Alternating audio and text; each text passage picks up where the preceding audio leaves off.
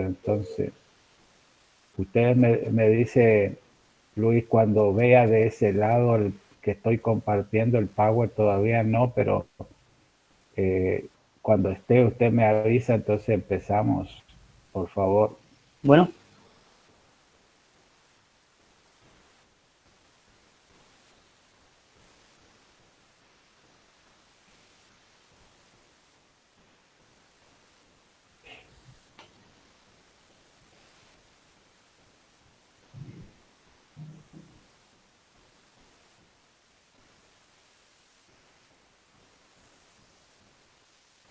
Ahí se está viendo, doctor. Perfecto. Nosotros hoy, como acababa de decir, vamos a empezar a ver enfermedad producida. El principal trematoide que nos interesa es fasciola hepática. Es de la familia, ya vamos a ver, Fasciolidae, género Fasciola, especie hepática. Esta no es la principal, la única fasciola, hay otra fasciola, pero esa fasciola llamada gigántica es la especie, no está, es más bien de Asia, de África. Y al hablar de fasciola, tenemos que asociar que esta enfermedad perjudica básicamente al ganado ovino y en segundo lugar al ganado bovino. Después ya vamos a ver las diferencias porque hay la susceptibilidad de las especies varía, ¿no? No es lo mismo que le ataque la fasciola a un equino que le puede atacar, que le ataque a un ovino o le ataque a un bovino o a un búfalo. Entonces, eso es a manera de introducción. La enfermedad técnicamente se llama distomatosis hepática, fasciolosis también, caquexia acuosa y necrosis hepática. Esos son todos sinónimos de la enfermedad. Después hay sinónimos del agente etiológico. El sinónimo de los agentes etiológicos es duela, hojuela. También tienen algunos nombres comunes que ya vamos a ver. Entonces hay que diferenciar los sinónimos de la enfermedad y los sinónimos del agente causal. Pero la enfermedad se le conoce vulgarmente en nuestra región también como SAWIP. El SAWIP tiene SAWIP, es decir, es el nombre común de la enfermedad. SAWIP es nombre común para los dos. Tiene sinónimo, vendría a ser de la enfermedad y sinónimo del agente etiológico. SAWIP, voz guaraní, que significa gusano chato. Eso es, más se le conoce vulgarmente, ya le digo, y ese nombre, SAWIP, se le aplica tanto para el agente etiológico como la enfermedad. Entonces, acá, fasciola hepática, fasciolosis, SAWIP. UNCA se le conoce en la zona del noroeste argentino, UNCA. Palomilla del hígado en la región de la Pampa húmeda. Esos son los nombres comunes, SAWIP, UNCA, palomilla del hígado.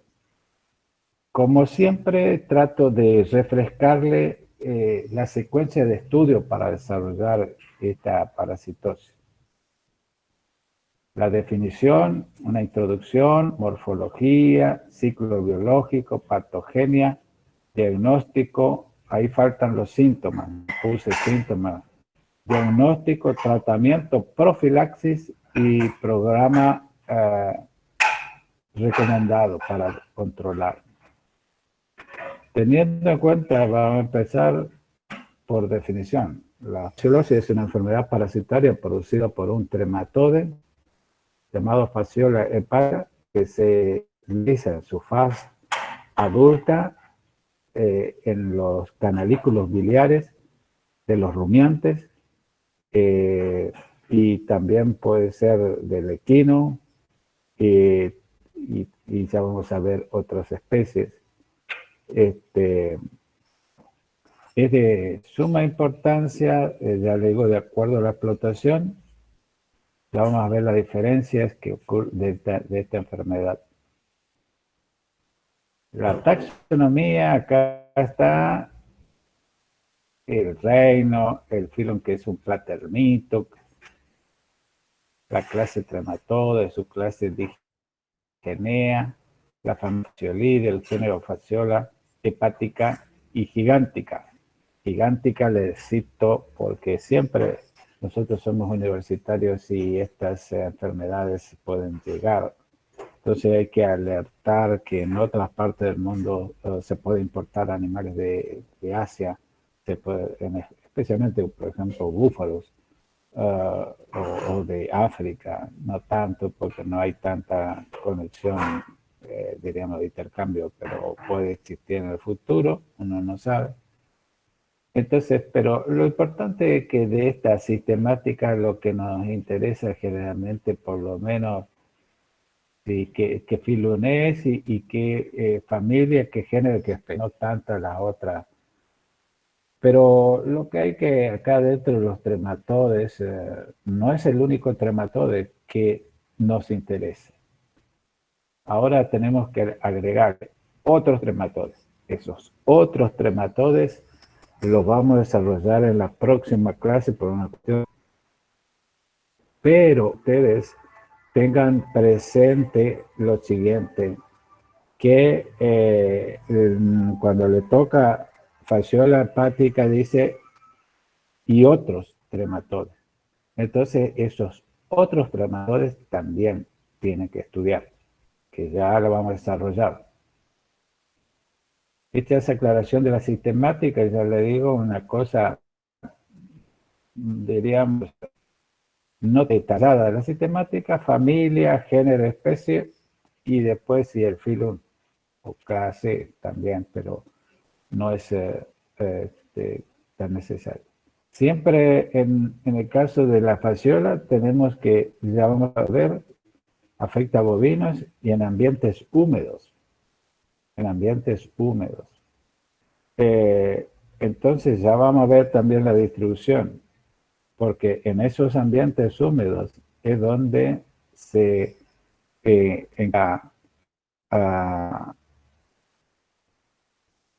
encuentra lo que es el huésped intermediario, que es necesario para que... Y acá ya nos llamamos a una reflexión. Si tiene estas características, el Chaco tener fasciola hepática, pregunto, ¿alguien me puede contestar eso?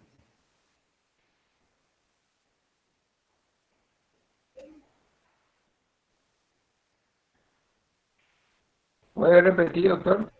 Pregunto. Sí, le decía, le estoy contextualizando las características de zonas donde puede haber fasciola. Fasciola tiene que haber bovinos, en este caso, que es afectado, y tiene que haber ambientes de humedales permanentes. Entonces, teniendo ese contexto, le pregunto, ¿dónde va a haber más fasciola? ¿En Corrientes o en el Chaco?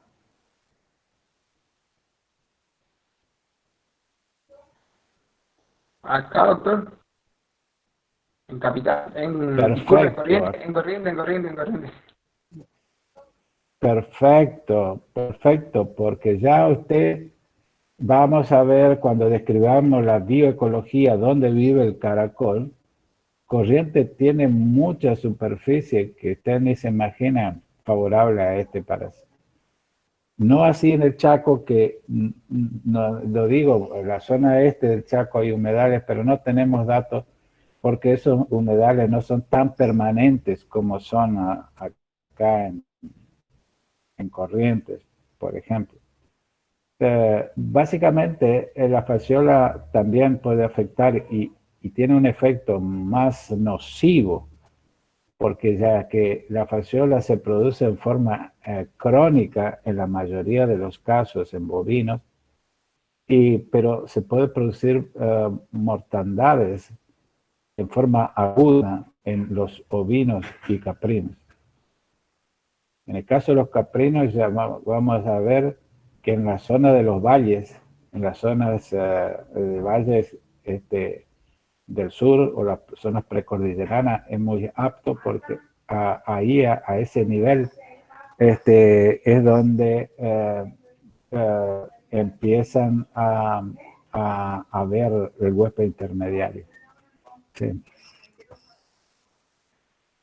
Bueno, lo que también afecta, pero ya vamos a ver la susceptibilidad, es en los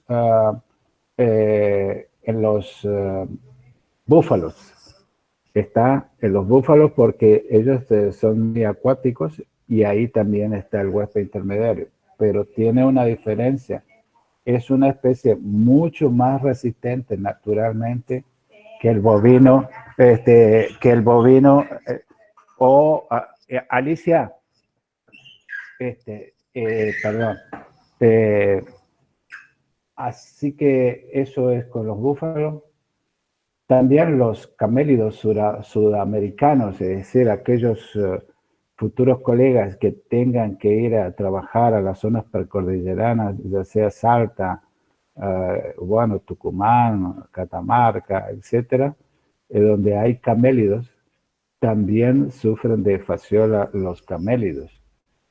Y ocasionalmente concéntrense más en lo que yo digo y hay que hablar poco, sin comentarios, si afecta al hombre o no. En los hombres, en esas zonas precordilleranas, ya vamos a ver si son más afectados. También pidiendo silencio, así que no hagan ningún comentario. Era simplemente para ponerle que al hombre ocasionalmente podría afectar la distomatosis. Esto es lo que ustedes, es muy importante que recuerden que una resistencia alta tiene el equino y porcino. Y yo diría ahí faltaría lo que es el búfalo. Lo pondremos animales con una resistencia alta para fasciola. Una resistencia moderada en el bovino, el hombre, conejo, liebre y ciervos tienen una resistencia, pero es moderada. Y una resistencia baja, que sí que los afecta mucho, los ovinos y caprinos principalmente.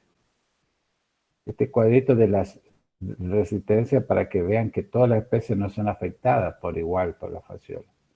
La fasciola, entonces, de acuerdo a las pérdidas, va a estar en relación a esta resistencia como tienen. Generalmente le decía que en bovino se da una forma crónica, lo mismo se da en la forma crónica, tiende a la cronicidad en estos animales de resistencia alta como en equino, porcino y búfalo. Y acá pueden haber muchos, especialmente mueren por complicaciones con clostridiales. Eso ocurre generalmente con el caso del bovino que produce la hepatitis infecciosa necrosante con base fasciola aprovechada por Clostridium novi, que es el que produce la hepatitis, y Clostridium hemolyticum afecta al bovino en algunas ocasiones y puede provocar muerte por hemoglobinuria basilar con base de fasciola hepática como enfermedad. Bueno, introducción. Esta es una enfermedad que, ya le digo, produce muchas pérdidas económicas por afectar, pero también hay pérdidas económicas por decomiso de hígados decomiso de hígados, que ustedes saben como futuros veterinarios, aquellos que actúan en frigoríficos tendrán que decomisar hígado con fasciola. Eso es un órgano que pesa unos 5 kilos, entonces eso todo va a digestor. Eso también es una pérdida. Morfología de la fasciola, ustedes ya la vienen conociendo, es un parásito de entre unos 2 o 3 centímetros y que puede llegar hasta 5 centímetros por 1 centímetro de ancho. Tiene una parte anterior cónica, separada del cuerpo por 2 hombros, bien prominente del resto del cuerpo. Básicamente tiene una ventosa oral y una ventosa ventral, y entre ambas el progenital. Este es un parásito de qué característica.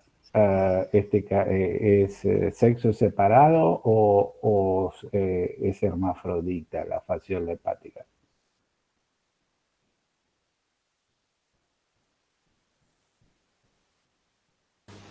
¿Alguien me Hermafrodita. puede decir eso?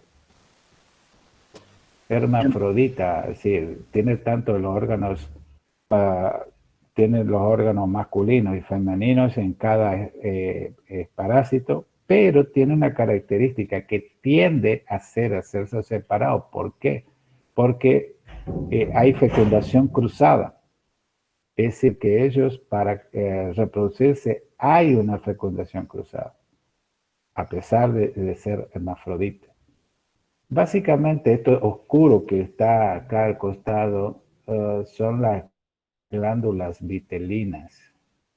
Eso es todo la parte oscura, que son, secretan sustancias para el huevo. El útero cargado de huevos es esto. Entonces tiene una ventosa oral, tiene una ventosa, después de la ventosa oral sigue un esófago y numerosos ciegos. El ciego es ¿por qué? Porque ustedes saben, es un parásito en estado adulto y también inmaduro, es hematófago. Eh, este, Así que lo que yo quiero que ustedes tengan la morfología muy general, no tanto vasos diferentes, es decir, lo principal, porque cuando ustedes tengan que ver en un microscopio, estas cosas se ven o buscan para decir, esto es una fasciola, este gusano chato es una fasciola o no. Eso es lo que buscamos para el diagnóstico, lo que más nos interesa, no tanto para recordar la morfología de zoología. Esta es otra característica, distintas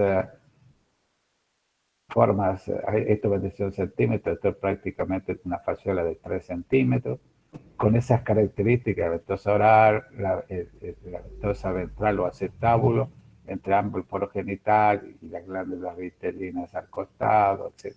Ciegos, el útero todo oscuro, formas maduras e inmaduras, dice.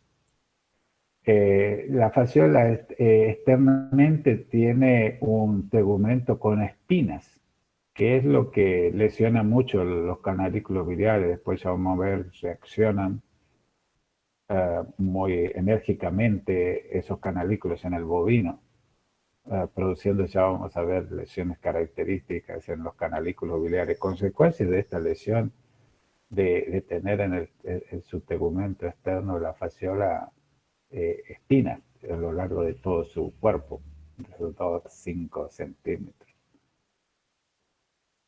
Esto para que ustedes vean nada más una foto donde se ve muy bien el poro, el acetábulo y se ve la ventosa oral, que es por donde se alimenta. Es una hoja de ligustrín, es una lanceolada. Esto es otra adulto, lo oscuro vendría a ser, viene a ser el útero cargado de huevos. Ustedes pueden romper esa fasciola y van a dejar al descubierto los huevos de fasciola hepática. Eso es cuando a veces nosotros hacemos en laboratorio, tomamos los ejemplares y cortamos y hacemos infestaciones artificiales después para hacer diagnóstico y mostrar en los prácticos, cuando no tenemos material positivo así fresco. La distribución de la fasciola es interesante que conozca.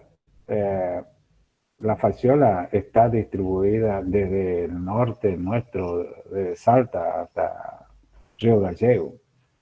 Es decir, toda la zona precordillerana tienen características, diríamos, para adaptarse, con variaciones, ya vamos a ver para el huésped intermediario que en algunos casos está activo más en primavera-verano y no así en invierno, pero ya vamos a ver que en nuestra región está activo prácticamente todo el año, tiene que ver con las condiciones climáticas que le ofrece cada lugar. Pero así como está desde el norte al sur, también está del este al oeste. Pero eso no quiere decir, insisto, que hay zonas nada más dentro de ese universo que hay. Las zonas precordilleranas, hay la zona, por ejemplo, serrana, tanto de Córdoba como San Luis, la zona serrana también de provincia de Buenos Aires, como Tandil, Azul, Sierra de la Ventana, etcétera. Esas zonas serranas hay también fasciola. Y también en la zona mesopotámica, especialmente lo que es el Corrientes y el norte de Entre Ríos. No solo el norte, Entre Ríos también tienen varias zonas en las zonas próximas al sur del delta. Bueno, esto es un foco endémico de fasciola en 1989, que teníamos, como yo le decía, ahí en las zonas de Misiones, teníamos acá en la zona de Ituzaingó y Taibaté, esta zona de Goya, La Valle, de Esquina, estas zonas también concomitantes del lado de Santa Fe, prácticamente desde ahí el inicio de Florencia, diríamos, toda la zona hasta Calchaquí, toda esa zona, inclusive la que va por la ruta 1 también. Y como le decía, acá del lado oeste de Entre Ríos, bueno, Uruguay también tiene sus zonas. Esto es lo que yo le decía en las zonas de la provincia de Buenos Aires, en Córdoba, San Luis, y toda esta zona precordillerana, vean que están distribuida la distomatosis hepática para estos animales como camélidos, como ovinos, caprinos, bovinos. Esto es un foco más cercano. Esto es algo viejo, ya le digo. Y esto tiene que ver que nosotros tenemos como gran humedad a los esteros del Ibá, pero esto no es únicamente de humedad que tiene Corriente. Corriente tiene prácticamente casi el 30% de toda la superficie es de agua.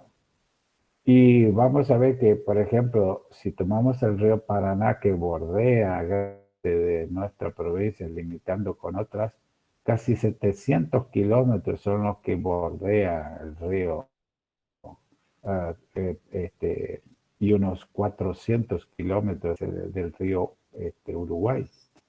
Y entre ellos hay numerosos lagunas, esteros, bañados, cañadas, carrizales, valles aluviales.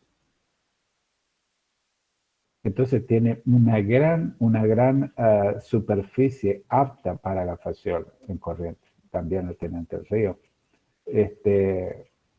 Así que eso tengan en cuenta que Corrientes, acá hay ríos, arroyos internos, tiene por 7.150 kilómetros de río. Entre arroyos, río interno y el río Paraná, como le decía, bordea unos 700 kilómetros y Uruguay 450 kilómetros. Esto es lo que yo le decía, una línea que está por... nosotros estaríamos... el caracol por bajo de los 10 grados centígrados deja de tener su actividad, se retrae. Eso es lo que ocurre en los meses, por ejemplo, si yo tomamos los 10 grados, esto, gran cantidad de meses al año están debajo. Entonces actúan más, están por arriba de los meses de octubre, noviembre, diciembre, por decir los últimos, y algunos meses del verano como enero, febrero. Después ya hace invernación. Ahora, si tomamos los 10 grados y trazamos esta línea, que es la de corriente, esta línea generalmente está por arriba de los 10 grados y hay actividad permanente de esos caracoles. Esto dice San Luis Goya, y es que la de Goya sería esta línea de que está acá arriba. Entonces, todo el año está por arriba de los 10 grados de promedio. Eso favorece. Esto era la línea antiguamente, que área endémica eran la zona de San Roque, la zona de Lavalle, de Goya, todo eso era lo que está en rojo, era lo que era endémico, área endémica. Después también se empezó a encontrar por otros lados, pero esto tiene que ver con otros trematodes que llamamos como el Balanorchis, Cotyloforum, que son parásitos trematodes que están, diríamos, en la provincia de Corrientes, otros trematodes. Entonces ustedes tengan siempre alerta que puede haber otros trematodes en zona endémica también. Pero básicamente esto, pero esto es variable, ya vamos a ver después, la zona no es estable porque de acuerdo al nivel de agua va a haber zonas más propensas o menos propensas, o la distribución. Generalmente el dato le va a dar de zonas nuevas el dato de matadero. Y en el matadero están decomisando, quiere decir que se han incorporado. O eran zonas endémicas o ahora zonas epidémicas. El dato de matadero interrogatorio es muy importante para esto. La técnica GOL o de referencia es la necropsia. Esa es la técnica más visible que ustedes saben, carnean a veces con más frecuencia ovinos y ven qué pasa con su hígado, o carnean bovinos y esto básicamente ahí en área de Verón de Astrada, que nosotros encontramos un intermediario para la fasciola hepática que se pudo demostrar que es la Limnea columela. Columela, así ya van a ver cómo se escribe. La Limnea columela, tuvimos la suerte, y bueno, suerte para gente que conoce, ¿no es cierto?, de encontrarla en este área ecológica. Esa es un pulmonado y vive más en zonas acuáticas, netamente más del agua. Y lógicamente, al ser acuático, cuando hay inundaciones se dispersa más el área, y cuando hay sequía se retrae más el área. Por eso es un poco dinámico la distribución. La bioecología, básicamente tiene bioecología distinta de acuerdo al caracol. El más distribuido en nuestro país, se sabe que es el Limnea beatrix. Es un caracol pulmonado de unos 5 milímetros de tamaño. Necesita para vivir que el suelo sea neutro o ligeramente alcalino. Eso es fundamental. Y en eso, y cursos de agua permanentes. No es que que llueve 100 milímetros, se forma un charco y ahí va a haber. No, tiene que haber aguas permanentes y suelo. Y en esos lugares también se crean algas que son el alimento para estos caracoles. El Linnea beatrix en esa zona que yo le decía, exótica, que era departamento de La Valle, de Goya, Esquina, Bellavista, etc. Esos caracoles viven y necesitan una de esas características. Para que ustedes vean, el hábitat Linnea columella es una zona de barro húmedo, en la zona de transición. Esto no están únicamente en el agua mismo, están cerca del agua, en el humedal, en ese barro húmedo, que son esos puntitos blancos que ustedes ven ahí apuntados por el cuchillo, que, bueno, justamente para su caparazón y su estructura necesitan la parte alcalina, calcio, principalmente magnesio, minerales, para poder desarrollarse. Estos caracoles, así como ustedes lo ven acá, se calculó que unos 25 millones de caracoles por hectárea. Son una gran reproducción estos caracoles chiquitos. Pero son estos, no son los caracoles grandes que usted conoce o la gente de campo dice, sí, conozco el caracol bien. No. Los caracoles, si no le enseñan a mirar, no lo van a ver, o muy poca gente va a ver estos caracoles. Este es el caracol Linnea columella, como ya le dijimos, tuvimos la suerte de encontrarlo en zonas de Verón de Astrada. Pero el hábitat de esto es un hábitat netamente acuático, es pulmonado también. Eso hace que ellos suban al pasto y bajen, pastos acuáticos, por supuesto. Ya vamos a ver. Esto me causó, porque ya le digo, nosotros tuvimos la suerte, yo en particular, con un grupo de la gente de Facultad de Ciencias Exactas de Buenos Aires, y yo le tenía que conseguir, y andaba buscando el Linnea beatrix, pero busqué el Linnea beatrix, encontré este caracol que ya no es de 5, puede llegar hasta 20 milímetros, el otro era 5 medio centímetros, este hasta 2 centímetros de largo, y es medio atigrado, como ven. Esto es en la fase de la laboratorio que veíamos, lo traímos, generalmente lo encontré haciendo un tamizado en las raíces de los camalotes. Ahí lo encontré a Linnea, columella. Este es el área clásica de corrientes de aguas claras, poco profundas, permanentes, con vegetación, donde diríamos, pastan a los animales y vive el Linnea columella. En cambio, el Linnea beatrix no va a estar en ese, sino generalmente yo no encontré en esta área ecológica la convivencia de los dos. Básicamente yo lo que hacía era con este tamiz, que no era más que un colador de esos grandes, y en estos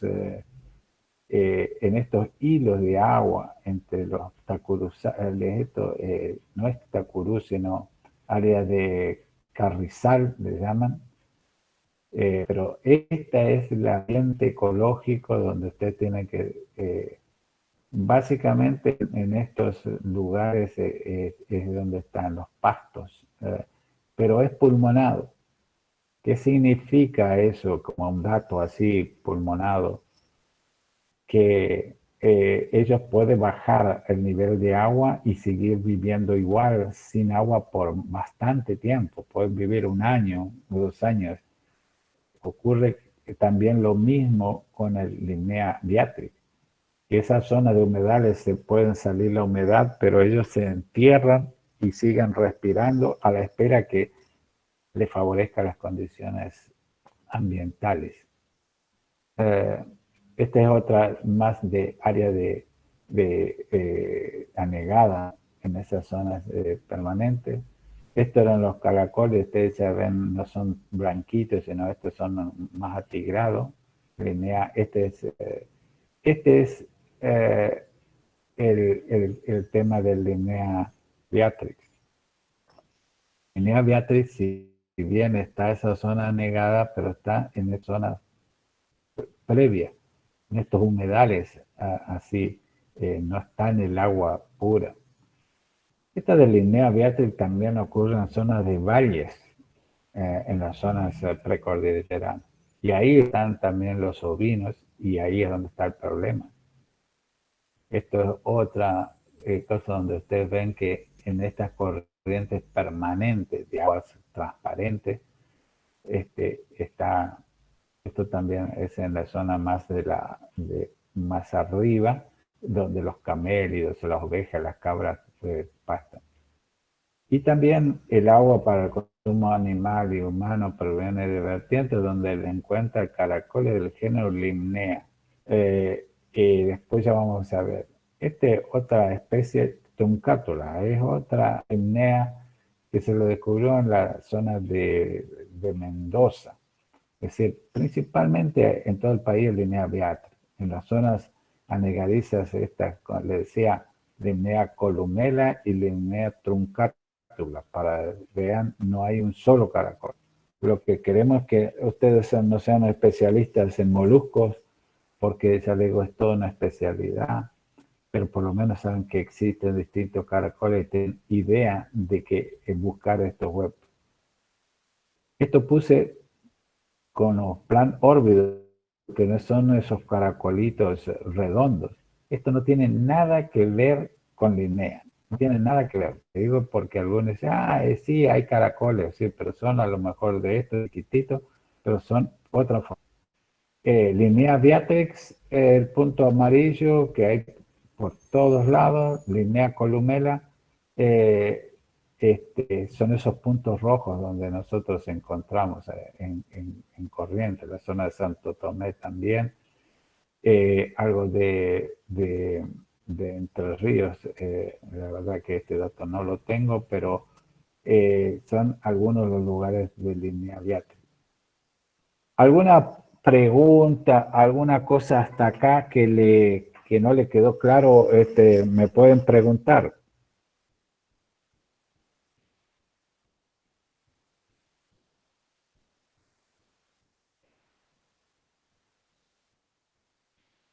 ¿Me escucharon la pregunta que hice? Si es que tienen alguna para hacerme, por favor me plantean.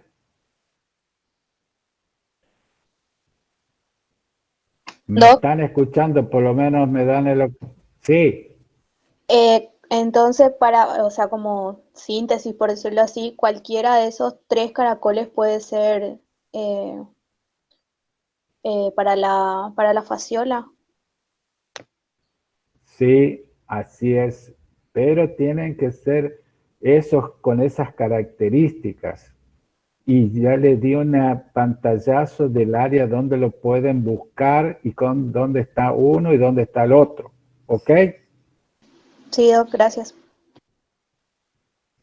Eso hace que si usted tiene un campo de 3.000 hectáreas,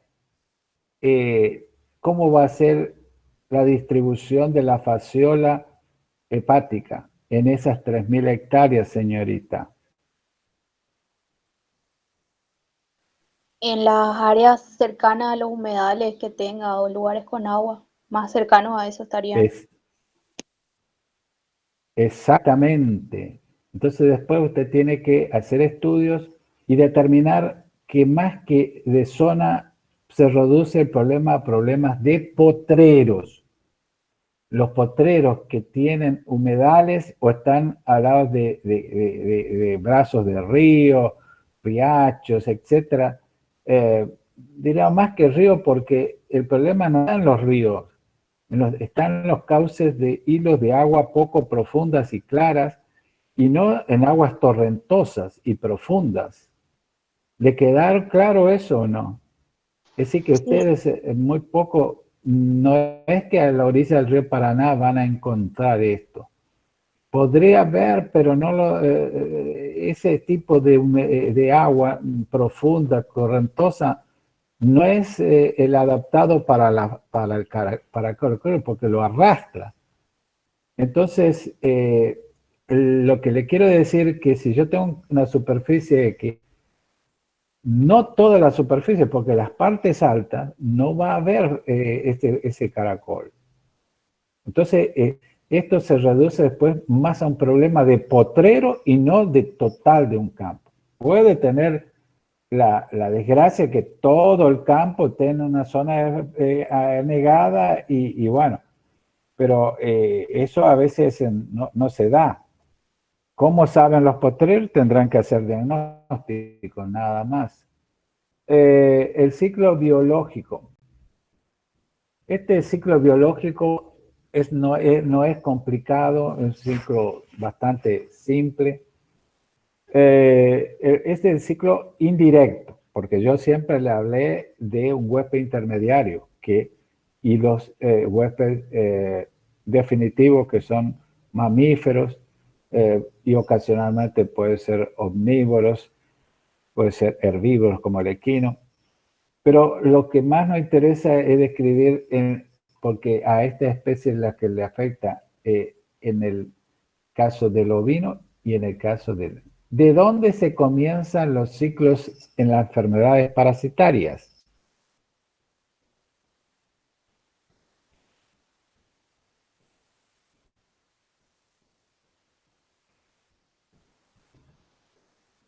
Repito, ¿de dónde se comienzan los ciclos en las enfermedades parasitarias?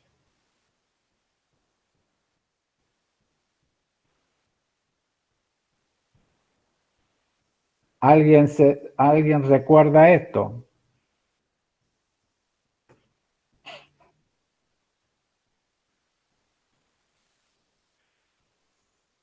¿Cuál es la pregunta que tengo que hacerme para empezar un ciclo de una enfermedad parasitaria? ¿Puede ser el parásito adulto? Así es correctamente. ¿Dónde está el adulto? Usted dígame, ¿dónde está el adulto? ¿En el suelo? Erróneo. No Ay. es así. La En el hígado. fasciola no vive En el en huésped. el hígado, en el huésped definitivo. ¿Está? No importa, esto sirve para aclarar y uno así va aprendiendo. Entonces, decimos, ¿dónde está el adulto? En los canalículos biliares está el adulto. Ese adulto tiene un gran potencial biótico, hasta de unos 5 hasta 20.000 huevos por día. Eso va a depositarse en las vesículas biliares de los rumiantes y en forma espasmódica liberan con la materia fecal un huevo que tiene la característica de medir huevos grandes, 130 hasta 150 micras, de forma elíptica. Forma elíptica, tiene un opérculo. Ese huevo madura, tiene que caer sí o sí en ambientes acuáticos. Tiene que caer sí o sí la materia fecal en ambientes acuáticos y después madura en términos de 15 a 30 días y da lugar a un estadio llamado miracidio, ciliado, que con esa cilia tienen que dirigirse al huésped intermediario llamado, ¿cómo se llama el huésped intermedio? El caracol limnea, del género limnea. Ajá, especie. Beatrix, ¿era o no? Es una y columela es el otro y truncátula. Acá la mayoría es Beatrix y en esas zonas de áreas más anegadas está columela. ¿Ok? Entonces, ese miracidio es el que va a penetrar en el caracol para pasar por por el caracol. Y ahí se transforman en esporocisto, redia y cercaria. Esporocisto, redia y cercaria. Pero lo que tiene es que entra ese miracidio y después hay una replicación del parásito dentro del caracol. Ese esporocisto tiene varias células que va a dar origen a varias redias y varias redias van a dar origen a varias cercarias. Todo ese proceso en el caracol lleva aproximadamente 2 meses. 2 meses. Lo que puede ocurrir es que en época de sequía, el caracol, el parásito no sale dentro del caracol con un mecanismo de defensa. Entonces, se puede alargar eso, pero en condiciones adversas. Lo que deben entender que hay un fenómeno especial que entra un miracidio y sale unas 400 a 1000 cercarias por cada miracidio que penetra en el caracol. Ahí le da la idea del gran potencial biótico. Quien sale es una cercaria con cola, se llama cercaria urodela, y otra vez necesita agua para nadar, para llegar al pasto y enquistarse y formar lo que se llama metacercaria, que es un quiste, vendría a ser de la fasciola, en el pasto. ¿Me siguieron hasta ahí o no?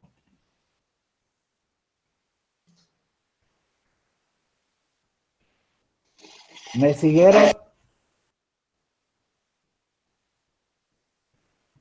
Sí, Doc. Bueno, entonces, esas metacercarias pueden durar varios meses, varios tiempos ahí viable. Viene el bovino, o el ovino, o el camélido, o el búfalo.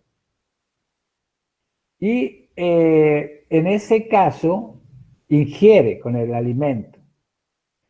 También estas metacercarias pueden estar esos estudios más en humanos, pueden estar en el agua, en la parte más superficial. Pero en el caso, el rol epidemiológico juega mucho en los bovinos y ovinos, el pasto, con las metacercarias. Y en el caso de los humanos, ya vamos a ver qué pasto y ya vamos a ver que el agua podría jugar, por datos que se tienen de mucha distomatosis en el área de Bolivia. Entonces, ingiere las metacercarias, que es la forma infectante la metacercaria. Ese se desenquista en el intestino, atraviesa el intestino y se desenquista y está la forma juvenil. Se llama fasciolómulo. Ese fasciolómulo es el que atraviesa el intestino y por serosa, por un quimotactismo positivo, va al hígado.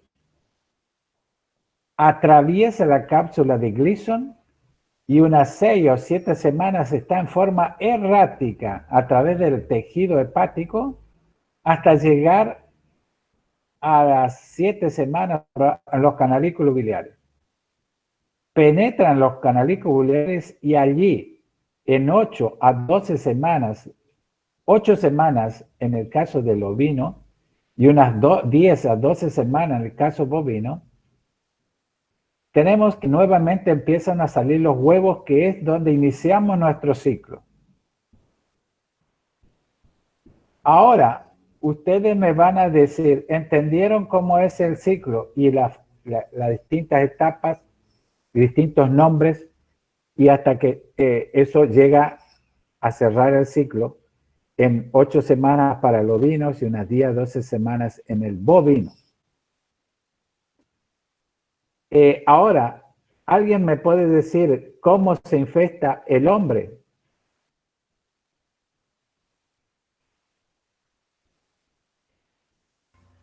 Comiendo berro. Muy bien, comiendo berro. El berro es un vegetal que en zonas precordilleranas se utiliza bastante seguido para alimentos del humano como ensalada. El berro, inclusive acá en las verdulerías, algunas tienen berros para vender, traerán de esas zonas precordilleranas. El hombre no come pasto, el hombre come berro y toma agua contaminada en los lugares que no tienen agua potable. Son las dos fuentes principales por cual en forma esporádica puede haber, en forma esporádica, no es una cosa muy frecuente, inclusive en nuestras áreas endémicas de fasciola, por lo menos no tenemos datos reportados que en hospitales hagan diagnóstico de distomatosis hepática. ¿Está o no? ¿Eso le quedó claro? Bueno, esto era un ciclo, ya le digo, no es complicado. Esto es otro ciclo en ovinos, de colores nada más. La fasciola en el hígado de ovinos, salen los huevos, sale el miracidio penetra el caracol, sale la cercaria urodela, metacercaria, pasto, bovinos, ovinos, etc. Esto es otro esquema general también parecido al otro. Estas son las fasciolas adultas, como lo decía. Esto es una foto muy bien tomada. Se ve la ventosa oral, ventosa ventral o acetábulo. Este es un órgano de fijación y este es un órgano de alimentación. Estos son los huevos de fasciola. Parece una pelota de rugby. Esto es la parte del miracidio, que es el embrión que se forma en ese periodo de incubación que iba de 15 a 30 días. Acá se ve como el miracidio está saliendo del huevo por ese opérculo. Esta es una fotografía electrónica ciliado del miracidio, que tiene solo 24 horas para llegar al caracol y después muere. Por eso es que tiene que caerse todo en ambientes estos, diríamos, acuáticos, pero no muy... Esto es, diríamos, para tener este es un Linnea diatri, mucho más chiquito y de distinto color, y columela. Fíjense la diferencia de tamaño y color. Columela, estos son huevos. Y básicamente, ¿cómo se puede saber si es Linnea? Lo colocan en la palma de la mano con el ápex hacia arriba y la parte del pie. Y eso tiene que ser apertura hacia abajo frente al observador. Tiene que estar hacia la derecha, diríamos, la apertura. Esta es una manera muy rápida para saber si el caracol que estamos teniendo es Linnea. En este caso, bueno, para saber. Esto era para nada más recordar, tiene miracidio, después las células, esto es células germinativas, que es esa gran reproducción que ocurría dentro del caracol en los distintos estados.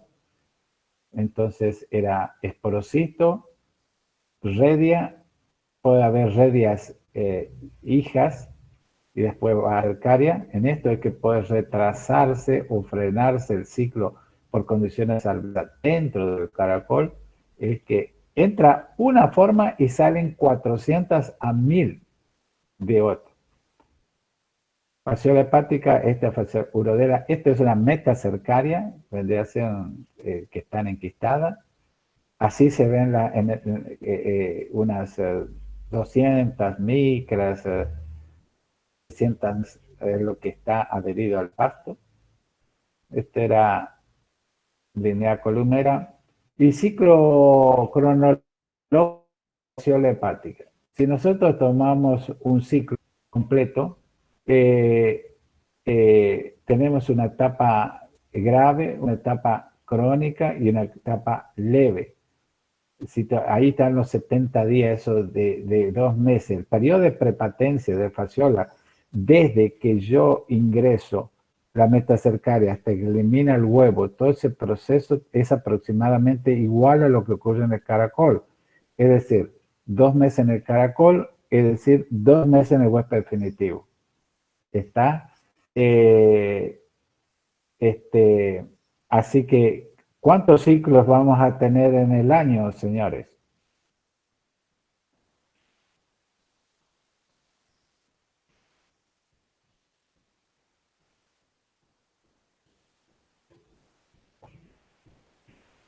Le vuelvo a preguntar, ¿cuántos ciclos en el año voy a tener?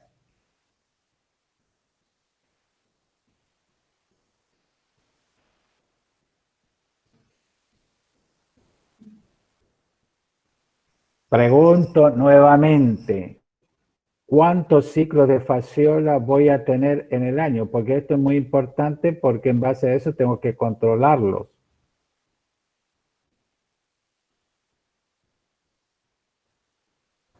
¿Dos puede ser? 2. Entonces serían que el año suyo tiene 4 meses.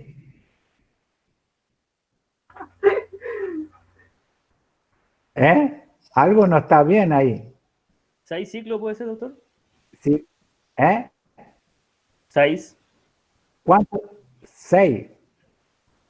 Y 6 por 2, 12.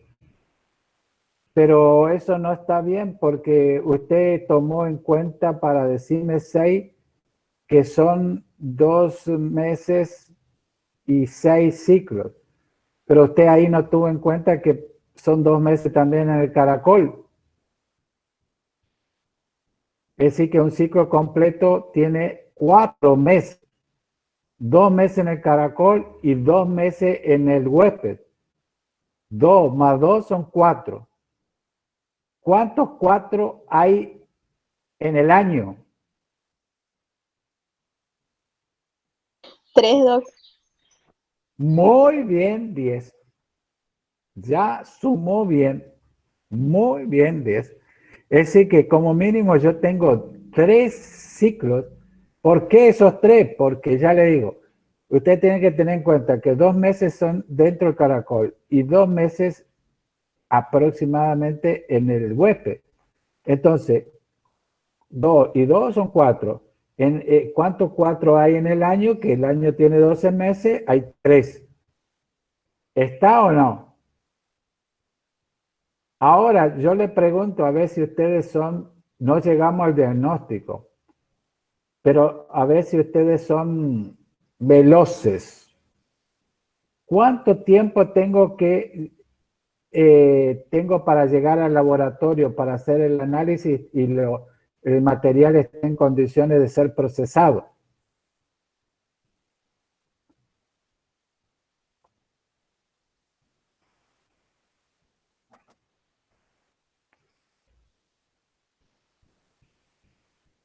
La pregunta viene porque, y doctor, ¿y cuánto tiempo tengo para llegar al laboratorio con el material?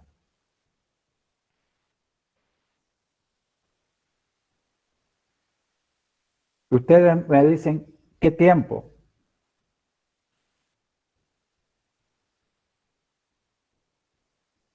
Porque yo cuando le describí el ciclo, le di un dato y ese dato hay que llevarlo a la práctica. ¿Cuánto tiempo yo tengo para llegar al laboratorio con una muestra para diagnóstico de fasciola hepática?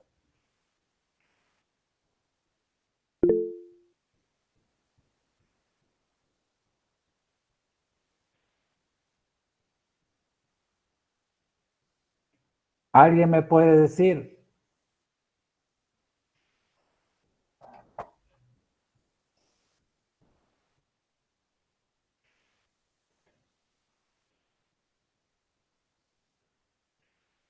¿Alguien me puede decir ¿Cuánto tiempo tengo para llegar con ese material al laboratorio como máximo?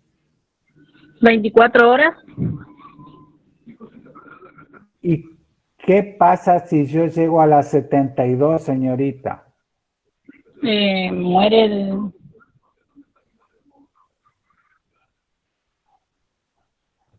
Porque usted dijo que Mire, tiene 24 horas para llegar o muere a llegar al sí, caracol. pero yo estoy hablando, yo lo que estoy por llegar es materia fecal con los huevos de la fasciola. Ah, disculpe. ¿Me va siguiendo? Sí. Entonces el tema es, yo le pregunto, ¿qué pasa si yo llego con una materia fecal al laboratorio a las 72 horas? ¿Me sirve o no? La verdad no sé decirle. Y usted sabe, por eso le pregunto.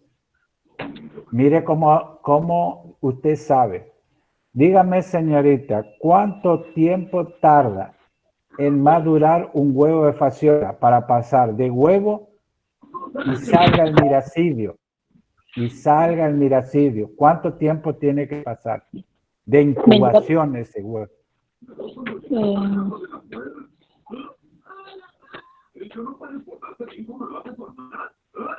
Yo le dije que el huevo tardaba entre 15 a 30 días para pasar y que el miracidio salga. Entonces tengo mucho tiempo en llegar. Lógicamente, cuanto antes llego al laboratorio es mejor. Pero acá el tiempo entre el huevo y la forma posterior, como mínimo tengo 15 días. Entonces tengo mucho tiempo, lo que le quiero decir. ¿Me entendió o no?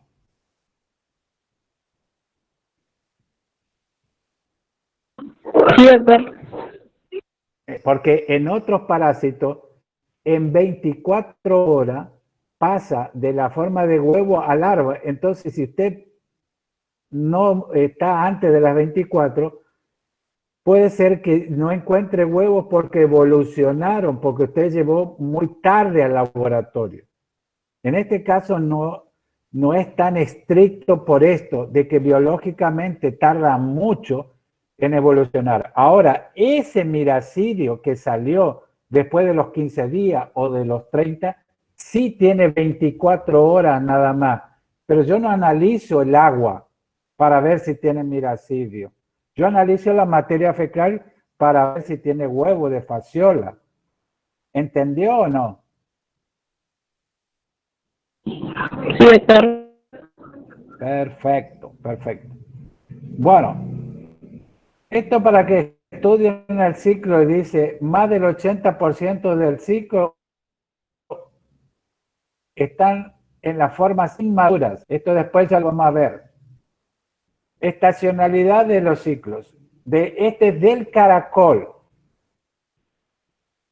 ¿A dónde ven muchos caracoles? ¿En qué época? En la primavera. Muy bien. Ahí van a estar miles de caracoles por área, después se hacen adultos y después de ese caracol, ¿qué salen? Las cercarias. Supongamos, ¿en qué mes va a haber mucho fasciola en los bovinos?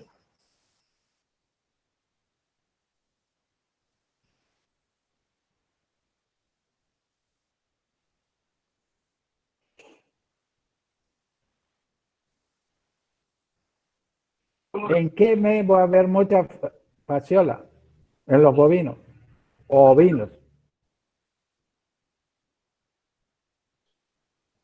Puede ser aproximadamente hacia fin de año, Doc, tipo noviembre, diciembre. En noviembre, diciembre todavía va a estar dentro del caracol, señorita, y van a salir 2 meses después. Entonces va a haber muchas metacercarias allá por enero, febrero, marzo. Y 2 meses posterior, cuando levante, va a tener gran cantidad. Es decir, que va a haber mucha fasciola en bovino en otoño e invierno. ¿Entendió esa dinámica cómo es? Sí, doc. Tiene que ver que, ya le digo, hay muchos adultos caracoles. Esos caracoles tienen que ser infectados por miracidios que esos miracidios van a penetrar y después tienen que pasar 2 meses en el caracol, salir, después deben ser ingeridas esas metacercarias y 2 meses posteriores a que ingirieron vamos a tener. Pero concretamente va a haber mucha fasciola en el otoño y el invierno. Por todo esto, porque los caracoles están en primavera, verano y la enfermedad va a estar en el otoño e invierno. Está todo el año, pero mayoritariamente se va a dar ahí. ¿Entendieron? Esto es lesiones en la cápsula de Gleason. ¿Qué va a provocar las lesiones en la cápsula de Gleason? Ustedes no estudiaron, pero pueden pensar.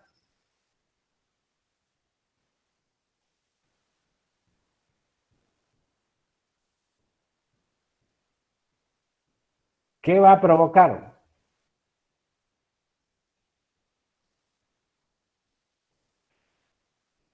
¿Alguien me puede decir? Si varios fasciolómulos atraviesan la cápsula de Gleason, ¿qué lesión va a producir? Fibrosis. ¿Qué va a producir en el hígado? Antes de la fibrosis, si recién está atravesando, está bien su respuesta, pero antes, muy bien. ¿Y de qué tipo? ¿Cómo le llamaría esa inflamación usted?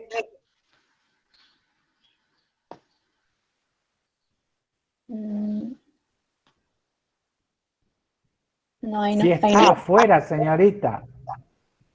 Inflamación, no sé, periférica o algo. No sé. Perihepatitis.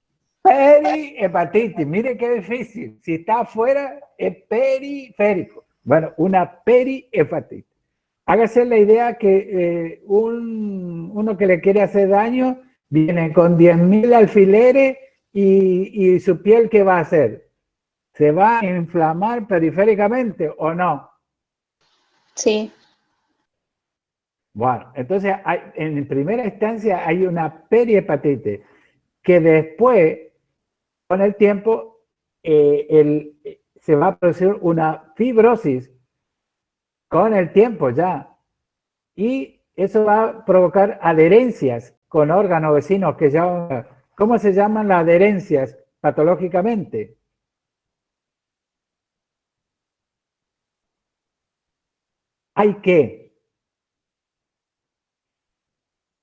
Hay sinequias. ¿Se acuerdan patología o no? Bueno, entonces hay una perihepatitis. Primero hay una inflamación, se agranda el hígado. Esto es un canalículo biliar normal o un canalículo anormal.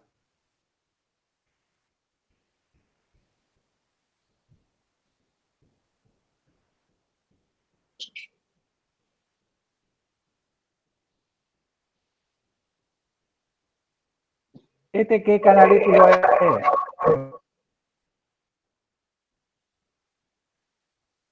¿Normal o anormal? Anormal. No, este es normal. ¿Vieron que no hay engrosamiento de las paredes? Todos los otros que están, hay una colangis, inflamación crónica de los conductos biliares, que en el caso del bovino llega hasta depósitos de calcio. Que eso hace que cuando uno corte un hígado con fasciola crónica, hay un chirrido en el caso del bovino, no así en el ovino. Pero alcanzan a diferenciar lo que es un canalículo anormal engrosado, que hacen saliencia en la superficie y lo que denomina hígado marmóreo, como de mármol, por ese gran engrosamiento de los conductos biliares. Pero vieron la diferencia, mire. Acá hay canalículos, y acá, ¿ven las fasciolas acá?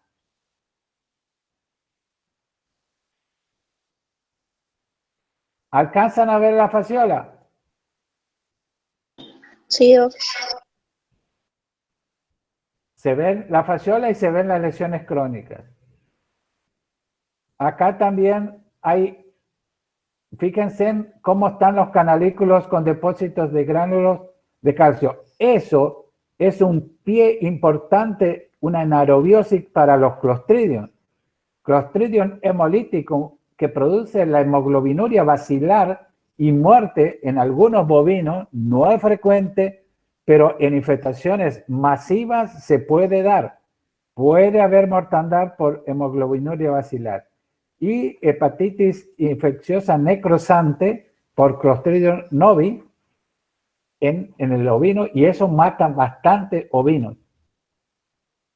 Esto es lo que yo le decía. Este es un canalículo anormal y estos son canalículos normales. Esto es anormal. ¿Qué tienen que hacer ustedes ahora para saber si hay canalículos normales o canalículos anormales? ¿Qué harían ustedes?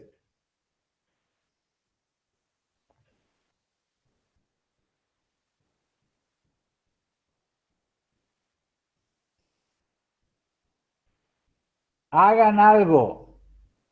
¿Qué hacen?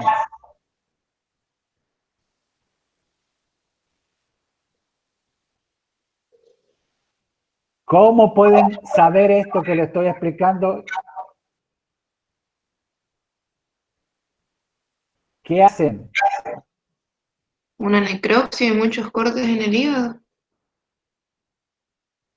Pero señorita, no le puede ir a decir a su papá, vamos a matar un bovino para que vos me dé el hígado. ¿Una ¿Qué puede ecografía? hacer más sencillo? ¿Ecografía? ¿Sabe qué tiene que hacer, señorita? Va a la carnicería, compra medio kilo de hígado y lo observa. Si ve los canalículos normales, lo come.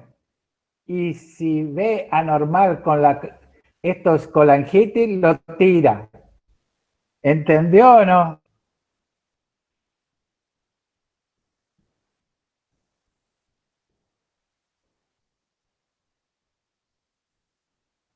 ¿Entendieron cómo tienen que hacer para aprender si hay hígado normal o anormal con respecto a fasciola?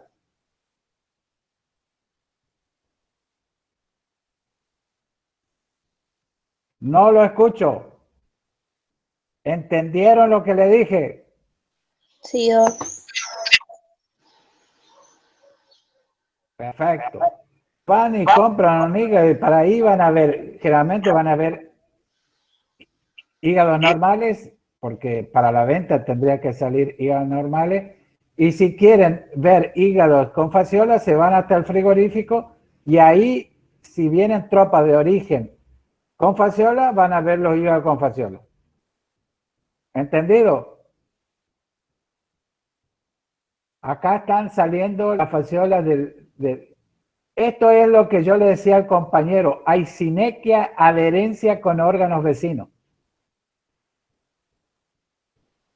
En la etapa crónica va a haber un achicamiento. Hay cirrosis hepática.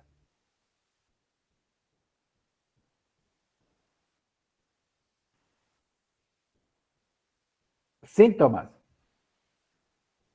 Hay síntomas, no hay una sintomatología clásica, son síntomas generales, como puede ser parecidos a una gastroenteritis. Hay decaimiento de los animales, puede haber anemia, caquexia, el animal también come menos y generalmente se da en el invierno. Hay falta de alimento, come menos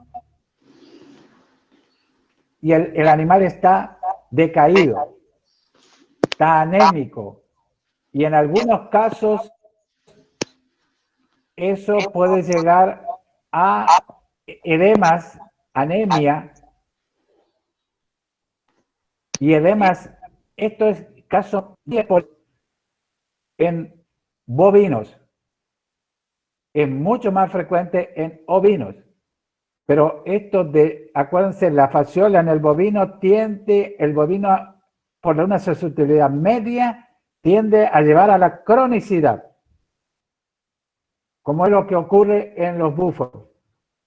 Llevando a la cronicidad, esa cronicidad puede ser compensada o descompensada. Compensada quiere decir que el animal compensa a nivel hepático y pueden llegar gordos a faena y pasar clínicamente totalmente desapercibido. Pero si viene con una alta infestación, inviernos muy rigurosos, poco alimento, mucho estrés, podemos llegar a estos casos y en algunos casos, si hay infestaciones masivas, ir a mortandad por hemoglobinuria. Estas son las formas de edemas, tanto en bovinos como puede haber diarreas también. Estos son los edemas, estas papadas, donde debería ir por acá y está en la papada. Esto es edema submandibular o cuello en botella. Y esto puede darse, ya le digo, más casos de mortandad por fasciola en ovinos. Toma y remisión de muestras para laboratorio. Las muestras deben ser rotuladas con sus protocolos correspondientes. De eso ya saben ustedes. El diagnóstico clínico es presuntivo porque no son específicos. Ustedes pueden, por el pelo hirsuto, por la diarrea, por la emanciación, el animal come menos, pero no pueden definir. Diagnóstico de laboratorio es con el animal vivo, se puede hacer. ¿Qué técnica usan para diagnóstico de fasciola hepática con el animal vivo?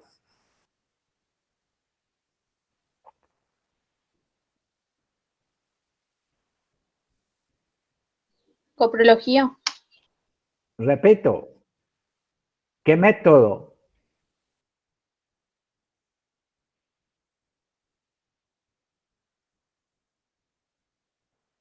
Método de diagnóstico fasciola hepática, trematode. Primera clase. Por Ya se le flotación. empezaba a decir. Uy. ¿Cuáles Era- son los huevos que flotan, señorita? Por filtración. Muy bien. Los que filtran en el método de Bueno para fasciola hepática. ¿Qué otra técnica coprológica usa para fasciola? No es flotación.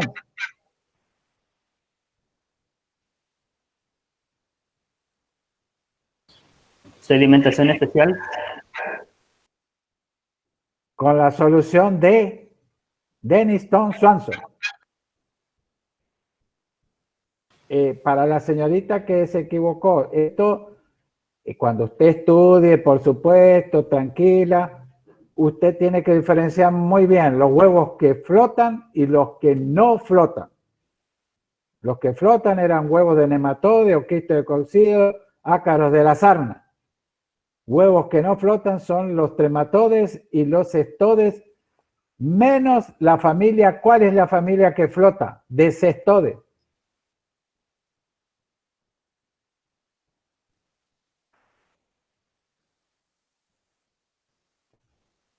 ¿Recuerdan eso o no?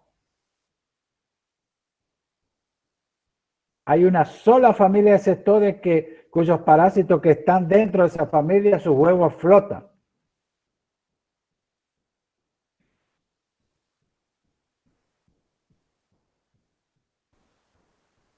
¿Los anoplocefalides? Muy bien, muy bien. los huevos de la familia flotan igual que los huevos de cestodio, quiste, eso flota.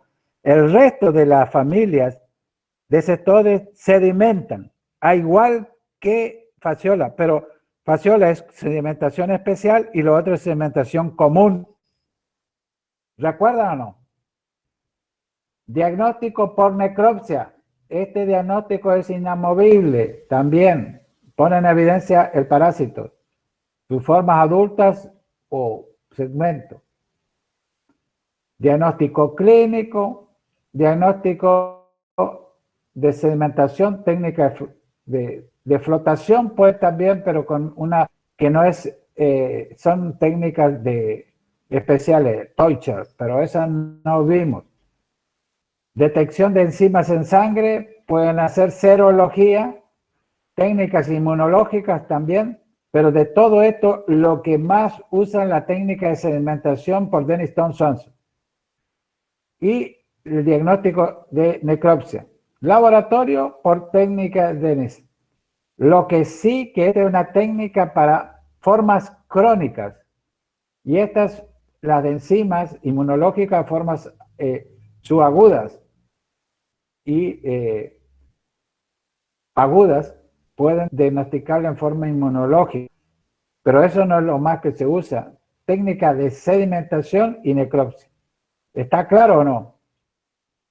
Esta es la técnica de sedimentación de Dennis Thompson y la variante 532, que es en probetas.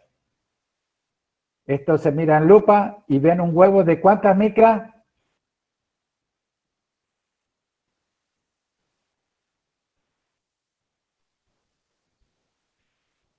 ¿Cuántas micras? 160 o 100. Reprobado, muy grande, se confunde con otros trematodos si usted dice eso. 130 hasta ¿cuántas?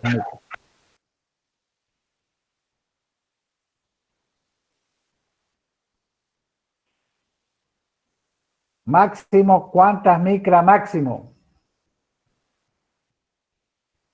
150 micras. 120, 130 hasta 150. Un huevo de otro trematoide es 160. Y ahí es que se confunden porque el huevo más grande de fasciola con uno de Balanorchi se confunde. Ya vamos a ver que lo podemos hacer distinguir por la coloración. ¿Está claro? Bueno, acá ven la caja de Petri.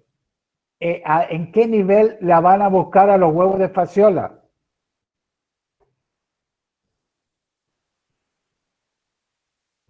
Para el enfoque, con la lupa estereoscópica, los huevos de fasciola en un sedimento.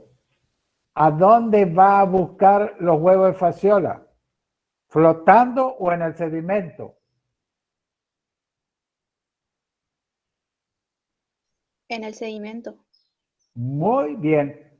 Este es un huevo que sedimenta, dijimos. Por ende, cuando vamos a la lupa, tengo que buscar en el sedimento, no en la línea de flotación. ¿Entendieron o no?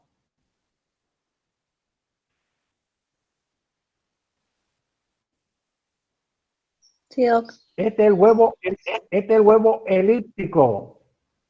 Parece una pelota de rugby. Se colorea con Lugol. Con Lugol. Adquiere un color marrón rojizo en primeras horas de coloreado. ¿Está claro o no? Así se ve, pero esto se ve tratamiento y manejo. El control debe estar orientado a combatir la fasciola en ríos, en el huésped. ¿Qué hago si yo los controlo ahí? ¿Qué evito?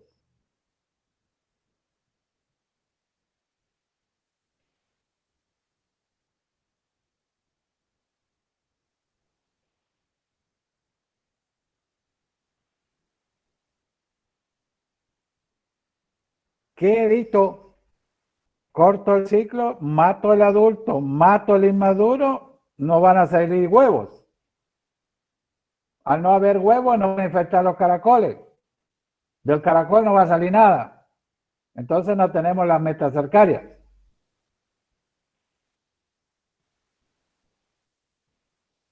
Control del estadio libre de parásitos. Es decir, los estadios libres de parásitos, controlar, hacer algún manejo para que bajar el nivel de agua, por ejemplo, en los potreros, o aislarlo con alambrado. ¿Cómo hago bajar el nivel? Con canales. Y la otra, control de los caracoles, que eso es muy complejo y casi no se usa eso. De esos tres, lo que se hace es mayoritariamente controlar el parásito en el huésped definitivo. Y después un manejo de llevarlo a pastorear, pero que contamine en la altura. Al contaminar en la altura, el ciclo no sigue porque no hay agua en la altura. Dígame, ¿por qué yo decomiso un hígado con fasciola?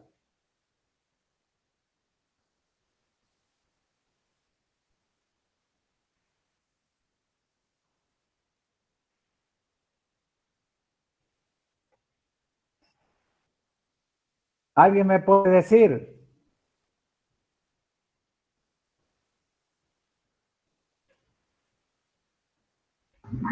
Para que no llegue a consumo. Exactamente. ¿Y qué pasa si consume un hígado con fasciola, el humano?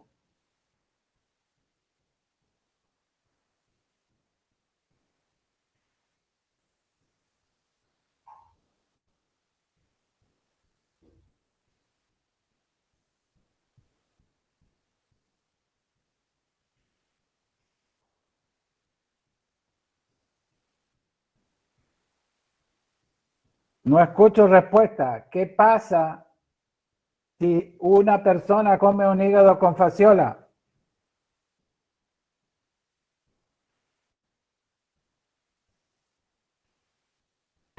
Y capaz que puede ya desarrollar la enfermedad.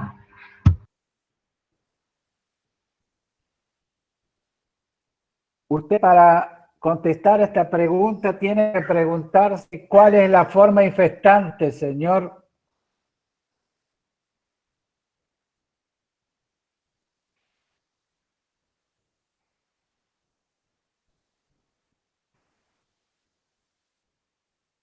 ¿Cuál era la forma infectante en el ciclo, señor? Metacercaria.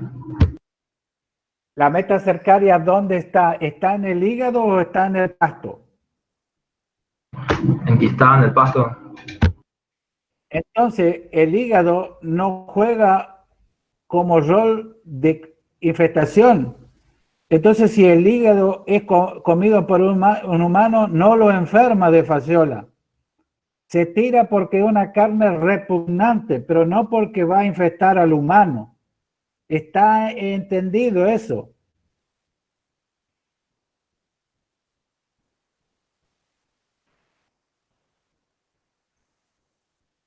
Se tira por carne repugnante, por eso se tira.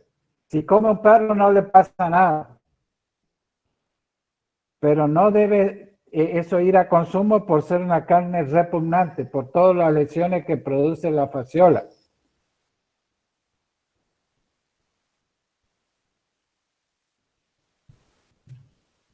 Controles con químico, físico, biológico de estos tres controles del parásito se puede hacer control del parásito sobre el huésped principalmente. El tema de la vacuna siempre está todavía en fase experimental. No, esto es lo que ustedes tienen que recordar, las drogas. Los grupos de las salicilanililas, grupos de los benzimidazoles, sulfonamidas y fenoles halogenados. Estos son los 4 grupos de drogas que sirven para combatir a la fasciola. uno no solo debe elegir el grupo químico, sino qué edad del ciclo abarca la eficacia del producto que han elegido, porque la mayoría actúan sobre formas maduras y no actúan sobre formas inmaduras.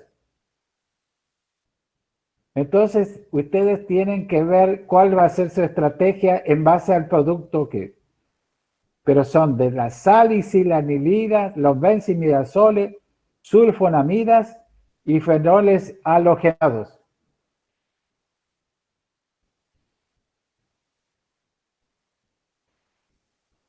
Esto es muy importante. En los bovinos, voy a ir otra vez a los grupos. Dentro de la salicilanida, la droga más usada es el closantel. El rafoxanide y oxiclosanida, casi no hay productos en el mercado a base de closantel. A base de benzimidazol está el albendazol y el triclavendazol. Este triclavendazol es lo máximo que tenemos en veterinaria para la fasciola. Esta droga del azole es lo máximo, porque actúa sobre formas maduras e inmaduras. El closantel, el albendazol, rafoxanida, oxiclosanida, todo sobre formas más bien adultas, de las 8 semanas en adelante recién le va a actuar. El closulón, que viene combinado con ivermectina, es únicamente forma adulta, igual que el nitrocinib, es halogenado.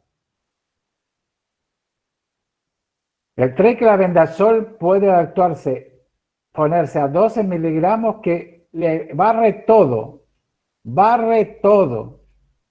Triclavendazol, 12 miligramos en bovinos y 10 en ovinos. Ojo con eso, varía de acuerdo a la especie la dosis. Si yo uso un triclavendazol a mitad de dosis, me va a funcionar, pero desde las 6 semanas en adelante. Y como si yo tiro una línea a esta altura, el rafoxanil, nitrocinil, closantel, oxiclosanil, albendazol, de todas formas adultas, casi de las 8 semanas en adelante. Tiene que saber la dosis: albendazol al 7,5, nitroxinil al 10 y triclavendazol es mejor usarlo al 12. Y si quieren picotear, usen al 6 miligramos. Eso en bovinos. En ovinos, el triclavendazol al 10, rafoxanil 7,5, closantel 7,5, nitrocinil 10 y el albendazol al 7,5. Oral. Esto es lo mismo, la eficacia de acuerdo a las semanas por infección de un triclavendazol, de un closantel, de un albendazol. Estos son algunos nombres comerciales. Lo que yo le quiero decir que a base de closantel, en el mercado puede encontrar varios. Yo puse algunos nada más. ¿Y por qué elijo algunos? Porque elijo de laboratorios que son los que han desarrollado la droga o tienen buen proceso industrial y apoyo post-tratamiento de consulta o reclamo. Esos laboratorios serios, técnicamente, profesionalmente.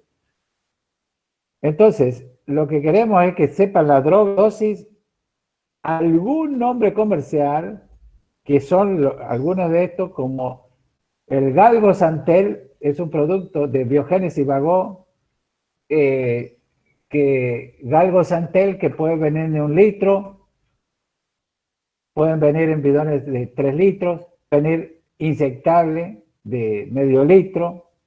Entonces pueden ser oral y puede ser inyectable el closantel. Cuando usan oral es 5 miligramos por kilogramo y 10 miligramos si es oral. Otras drogas o de otros laboratorios para que vean, este de inyectable de Río de Janeiro, como tenía uno de Biogénesis Vagot también, Galgosantel inyectable, tener el Closantel de Río de Janeiro, Adebet oral de Betanco. Nitroxinil tenemos 10 miligramos por kilogramo de peso vivo.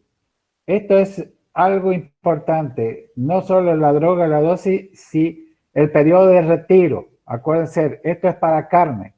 Un animal no puede ser consumido antes de los 30, recién después de los 30 días. Tenemos el Dovenix Supra de Merial, el Dovenix de Over. Son algunos productos a base de nitroxinil, 10 miligramos.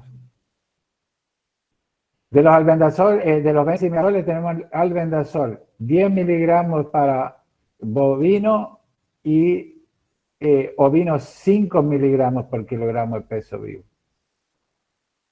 El periodo de retiro en carne es después de los 14 días para carne y después de 72 horas para leche. Es decir, que ustedes desparasitan y no pueden sacarle la leche por 72 horas con un benzimidazole a 10 miligramos. Esto es para fasciola, es decir, el albendazole se usa doble dosis con respecto a bronquitis y a gastroenteritis. Se refuerza al doble, a doble dosis. Para que sepan, hay otros albendazoles de otros laboratorios, Suracé, el albendazol de Proagro, el albendazol de Betanco, por decir algunos. Y este era el máximo producto específico, caro, pero bueno, barre toda la forma madura, pero a 12 miligramos con un periodo de 28 días en bovinos. Y acuérdense que en ovinos se usa a 10 miligramos, pero tiene un periodo de retiro importante en cosas. Fascinex es la marca comercial de Novartis, Fascinex. Fascinex 240 y Fascinex Super.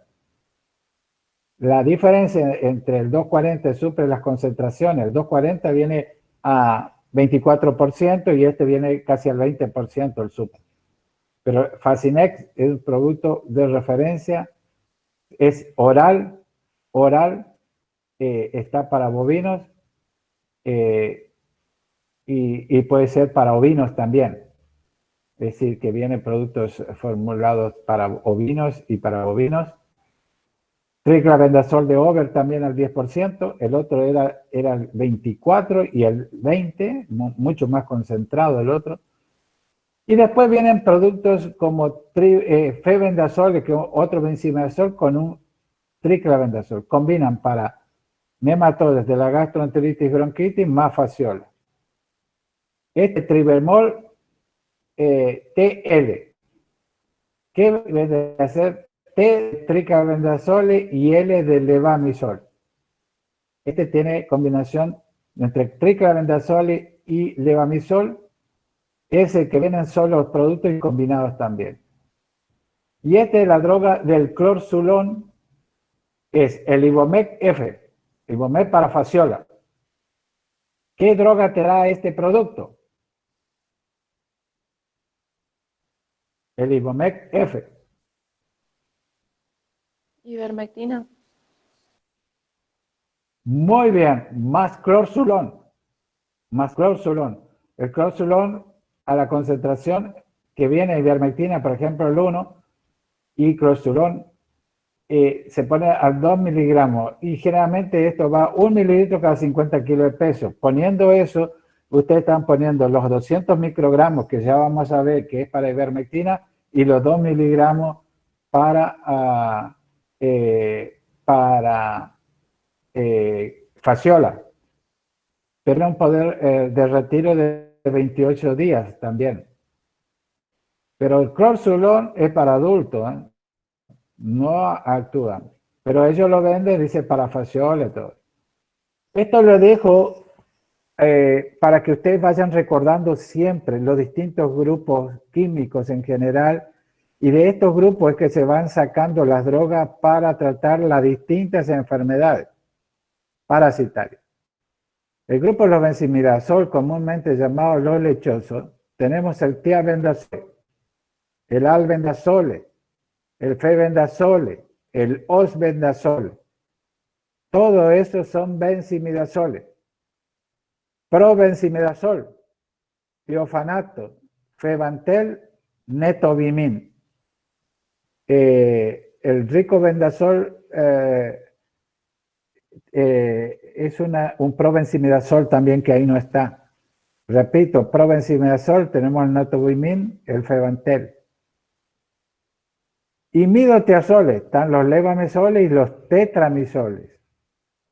Tetrahidropirimidinas, tener el morantel y el pirantel.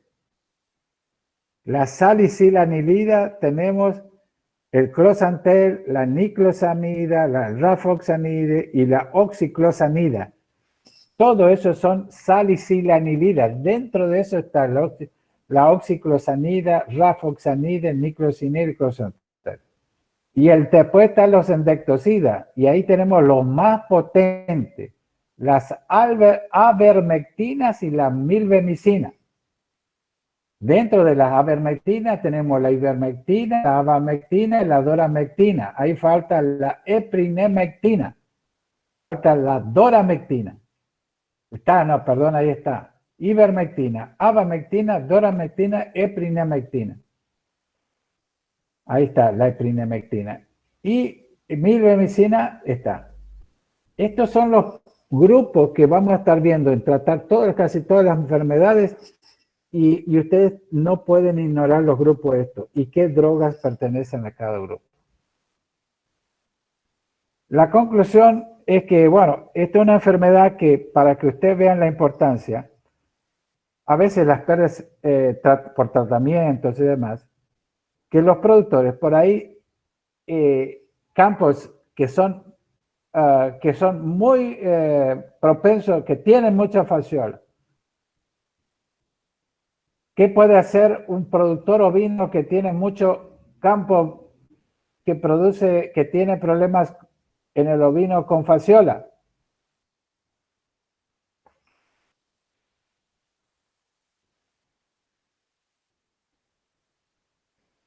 ¿Me escucharon o no?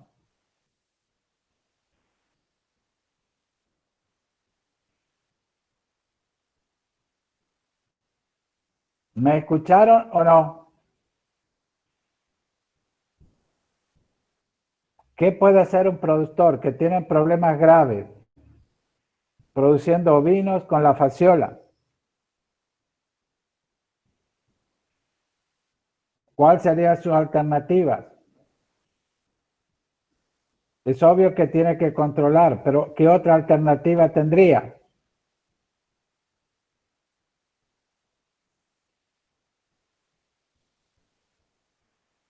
¿Alguien me puede contestar esto?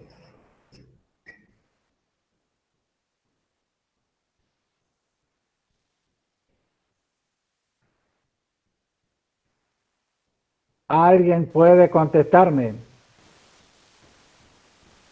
¿Controlar el huésped intermediario? Pero eso dijimos que era muy poco práctico, porque tenía que combatir al molusquicida. Eso contamina el ambiente. Está muy cuestionado eso por contaminación en el ambiente. Si usa sulfato de cobre, unas 2-3 kilos por hectárea, pero es muy contaminante en un mundo que queremos sin contaminación.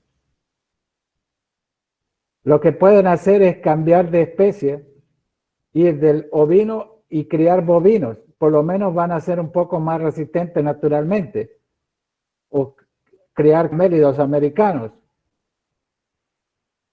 En fin, buscarle otra alternativa. Esto le quiere decir que hay productores que hasta quieren vender sus campos por el problema de la fasciola. Pero no hay que ser tan apocalíptico, y si se hace un buen control sobre el huésped definitivo con químicos, Ahora, lo que no les dije es cuántos tratamientos al año tengo que hacer y en qué momento.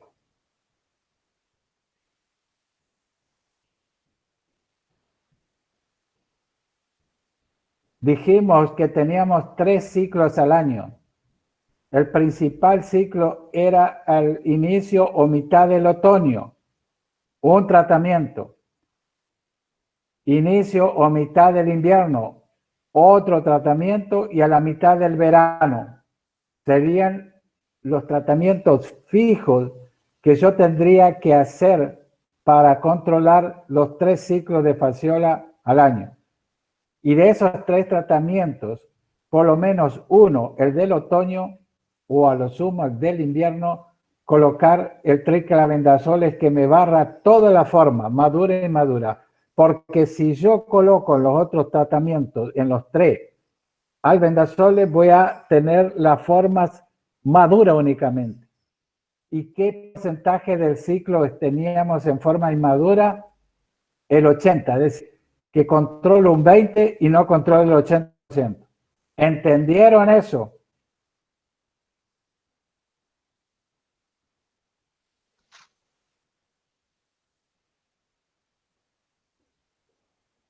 ¿Entendieron los momentos? ¿Alguien me puede dar el ok si entendieron? ¿Puede explicar eso otra vez, por favor? Le decía que el ciclo fasciola como mínimo son 3 ciclos al año, lo cual yo debo controlar esos 3 ciclos.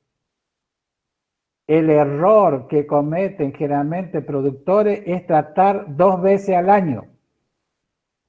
Encima con una dosis que no son para fasciola. Y si fueran que controlan con dosis de fasciola, dejarían un ciclo completo sin controlar en el mayor riesgo que puede ser en el invierno. Entonces, lo que yo les dije es de esos 3 ciclos, el más principal es el de otoño. Razón por la cual, si por razones presupuestarias no les da hacer 3 tratamientos con Fascinex, que es triclabendazoles, de esos 3, háganle uno con el triclabendazoles que le barre a 12 miligramos todas las formas. La otra alternativa, si quieren controlar formas inmaduras y maduras, ¿cuál sería? Dar una dosis que matan todos los adultos con albendazol o closantel o nitroxinil y esperar 30 días posteriores para que las formas inmaduras pasen a maduras y ustedes la agarren en esa fase.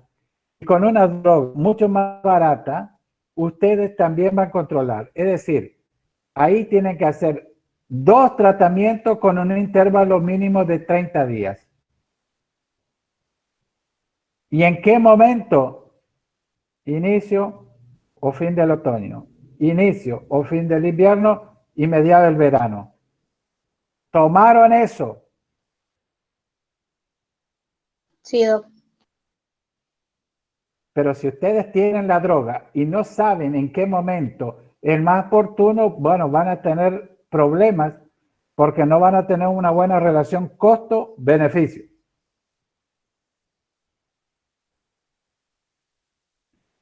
Estamos.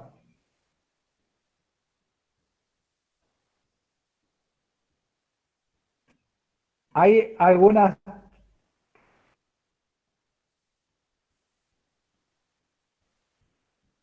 otros trematodes por razones de tiempo lo vamos a dar la próxima.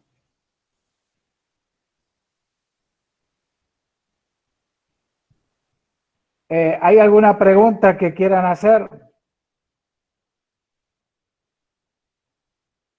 De fasciola.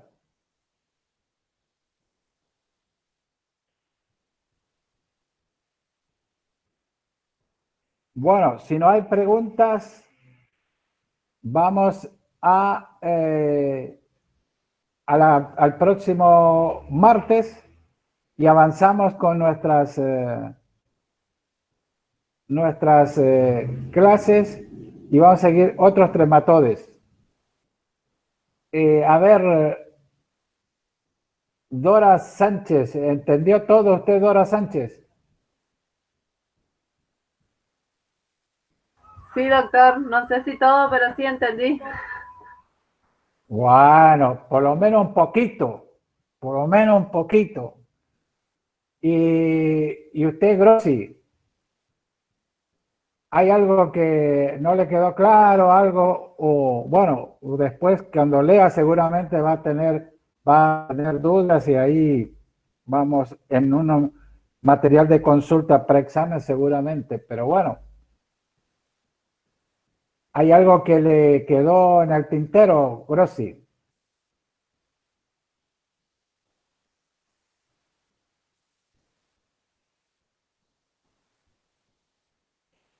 Bueno, parece que no tiene micrófono, Grossi. Martín Balmaceda, ¿usted me escucha?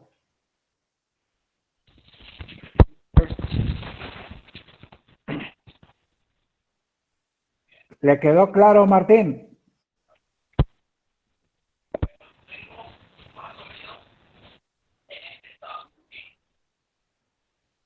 Bueno, le tomo medio entrecortado, Martín. Entonces, si no hay otro, no me quiere hacer preguntas, lo dejamos y nos vemos el próximo martes. Gracias por su tiempo y a cuidarse. Gracias. Bueno, doctor, gracias. Adiós. Hasta luego, doctor. Adiós. Adiós. Adiós. Adiós.